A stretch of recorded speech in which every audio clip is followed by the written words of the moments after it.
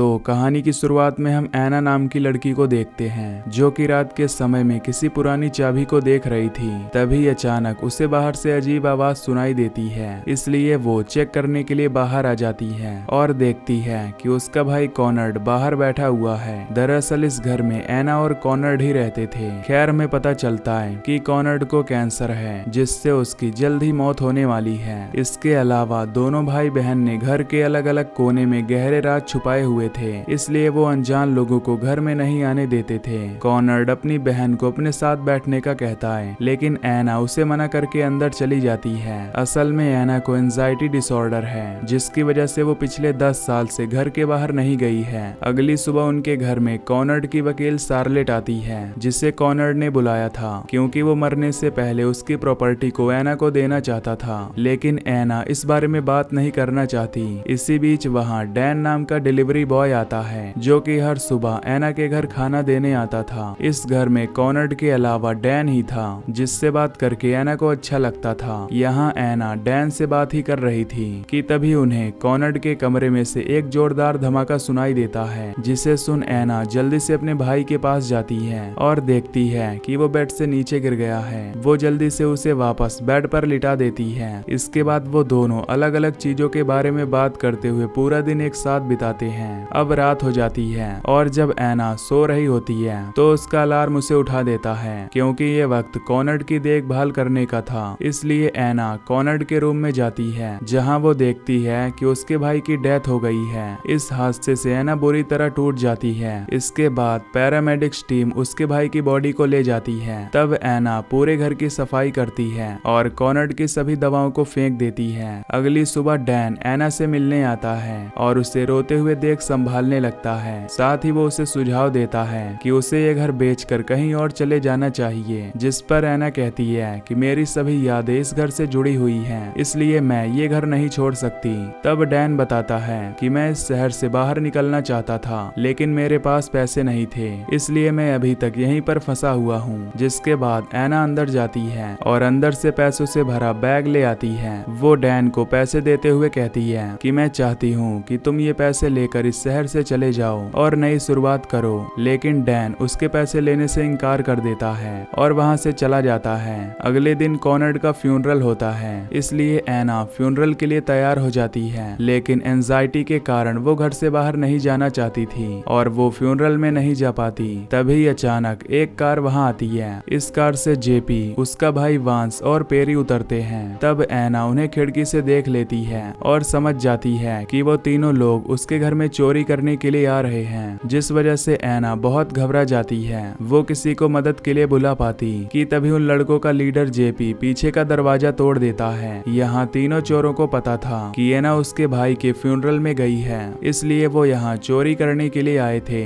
लेकिन तभी किचन में रखी केटल की आवाज सुनकर वो समझ जाते हैं कि ऐना अभी भी घर में है। जिसके बाद ऐना उन लोगों से बचने के लिए जल्दी से ऊपर की ओर भागती है और वो लड़के उसे चारों तरफ ढूंढने लगते हैं। तब पेरी उसे बेडरूम में देख लेता है, इसलिए ऐना जल्दी से नीचे की ओर भागती है और घर के मेन गेट पर पहुंच जाती है, लेकिन एंजाइटी के कारण वो गेट से बाहर नहीं जा पाती। जिसके बाद जेपी वहां आता है और गेट बंद करके उससे पूछता है कि आखिर तुम यहाँ से भागी क्यों नहीं। जिस पर ऐना बताती है कि मैं घबरा गई थी और डर के कारण मैं इस घर से बाहर नहीं भागी। यहाँ तीनों चोरों को ऐना अजीब लगती है, लेकिन उन्हें सिर्फ उसके पैसों की परवाह थी, इसलिए जेपी और वांस घर में रखे ऐना के पैसे की तलाश करने लगते हैं। जबकि पेरी ऐना पर नजर रखता है। तब ऐना उसे अपने एंजाइटी डिसऑर्डर के बारे में बताते हुए कहती है कि मैं पिछले 10 सालों से इस घर से बाहर नहीं निकली हूँ। जिस पर पेरी उसकी बातों पर विश्वास नहीं करता और चेक करने के लिए उसे जबरदस्ती घर से बाहर कर देता है, जिससे ऐना बुरी तरह घबरा जाती है। जिसके बाद जेपी वहां आता है और ऐना की मदद करने के लिए उसे उठाता है और देखता है कि ऐना ने डर के कारण टॉयलेट कर दी है। तब वो वांस से ऐना को उसके रूम में ले जाने का कहता है, जहां वांस ऐना को अपने कपड़े बदलने का कहता है। दूसरी ओर जेपी और पेरी को बेसमेंट में बिना हैंडल वाले 2 गेट्स दिखाई देते हैं, पर जब वो उन गेट्स को खोलने की कोशिश करते हैं तो उन्हें पता चलता है कि गेट्स बुरी तरह से जाम हैं। यहाँ हमें पता चलता है कि कॉनर्ड और ऐना इन बेसमेंट में बने इन रूम्स को सीक्रेट रखने के लिए ही किसी को घर में नहीं आने देते थे। खैर यहाँ वांस अभी भी ऐना से कपड़े बदलने का कहता है, लेकिन ऐना कपड़े बदलने से मना कर देती है, जिससे वांस को गुस्सा आ जाता है और वो जबरदस्ती एना के कपड़े बदलने लगता है। तभी वहाँ पर डैन आ जाता है। असल में डैन कॉनर्ड के फ्यूनरल के बाद एना को देखने आया था।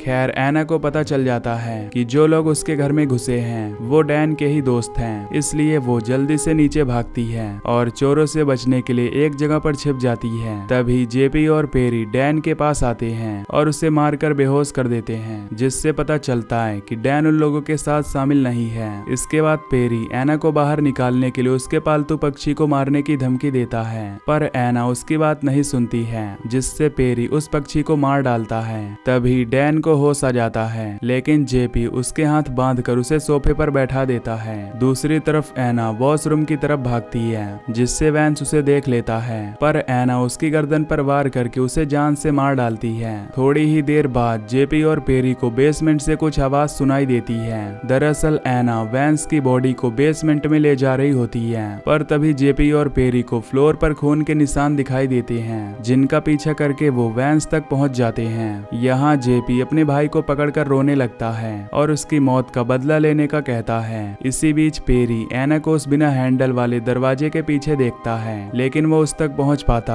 उससे पहले वो गेट को बंद कर देती है, जिसके बाद वो जल्दी से अपने रूम में जाती है और उस चाबी को निकालती है, जिसे हमने मूवी की शुरुआत में देखा था। इस चाबी से वो एक बॉक्स को खोलती है, जिसके अंदर लेवर होता है। एना जल्दी से उस लेवर को दबाकर बेसमेंट की सीढ़ियों को ऊपर की ओर खींच लेती है, जिससे पेरी और जेपी बेसमेंट में फंस जाते हैं। कुछ समय बाद जेपी और पेरी बाहर निकलने के लिए बेसमेंट में मौजूद गेट को तोड़ने की कोशिश करते हैं, पर वो उस गेट को नहीं तोड़ पाते हैं। इधर एना डैन के पास आती है। तब डैन उसे बताता है कि सिर्फ वैंस मेरा दोस्त है और कल रात मैंने उसे तुम्हारे पैसे के बारे में बताया था, जिसके लिए मैं बहुत दुखी हूँ। इस बात पर एना डैन के हाथों को खोलने से इनकार कर देती है और फिर उसकी उंगली तोड़कर उसे भी बेसमेंट के अंदर फेंक देती है, जिससे डैन का पैर टूट जाता है और वो दर्द से चिल्लाने लगता है। इसके बाद हम एना को एक हिडन कैबिनेट में देखते हैं, जहाँ से वो बेसमेंट की लाइव फुटेज देख रही होती है। थोड़ी देर बाद जेपी डैन के पैर को सही करने की कोशिश करता है, जिससे उसे काफी दर्द होता है। ये देखकर एना जल्दी से वहां आती है और उन्हें बताती है कि बेसमेंट में मौजूद 2 गेट में से एक गेट में फर्स्ट एड किट रखी हुई है। तभी एना उस गेट को एक रिमोट से ओपन करती है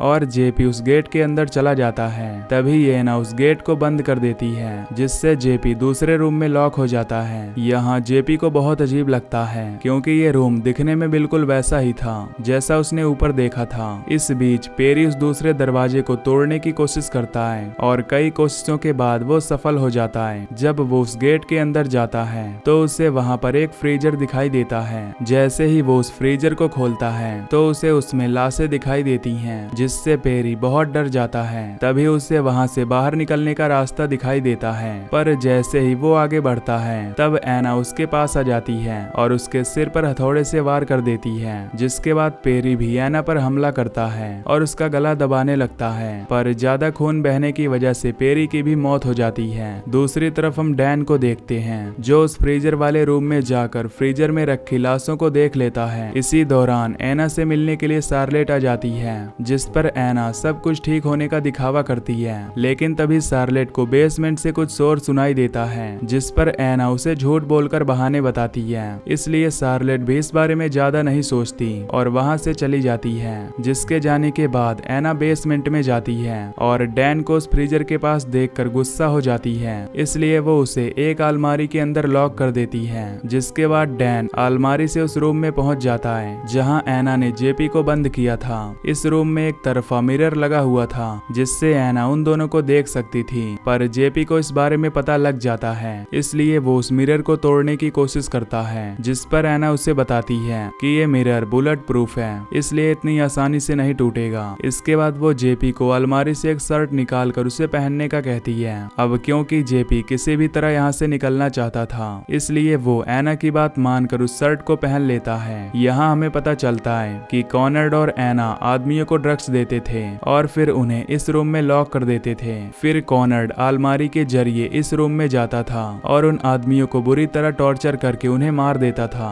तब एना इस मिरर से उन्हें देखती थी और बहुत खुश होती थी। खैर यहाँ जेपी जानना चाहता था कि आखिर एना ने इस तरह के रूम को क्यों बनाया है और उसे उसने किसकी शर्ट पहनाई है। तब ऐना बताती है कि जब मैं छोटी थी तब मेरे पिता ने मेरा शोषण किया था, इसलिए एक दिन कॉनर्ड ने पिता का गला दबाकर उन्हें मार डाला। तब से ही कॉनर्ड शोषण करने वाले लोगों को बहला फुसलाकर घर में बुलाता था और उन्हें इस रूम में कैद करके मार डालता था। तब मैं इस मिरर से उन्हें मरता हुआ देखकर बहुत खुश होती थी। यहाँ ऐना का मानना है कि उन्होंने सही काम किया है, लेकिन जेपी उसे और उसके भाई को पागल कहने लगता है, जिससे ऐना को गुस्सा आ जाता है। इसलिए वो जेपी को मारने के लिए डैन को एक गन देती है, पर तभी जेपी डैन को एक तरफ धकेल देता है और उससे गन छीन लेता है, जिसके बाद वो डैन को मारने लगता है। लेकिन ऐना उसे रोक देती है और जेपी को समझाते हुए कहती है कि तुम्हारा भाई तुम्हारे कारण ही मरा है, इसलिए तुम उसकी मौत के जिम्मेदार हो और अगर तुम्हें सब कुछ ठीक करना है तो तुम्हें खुद को मारना होगा।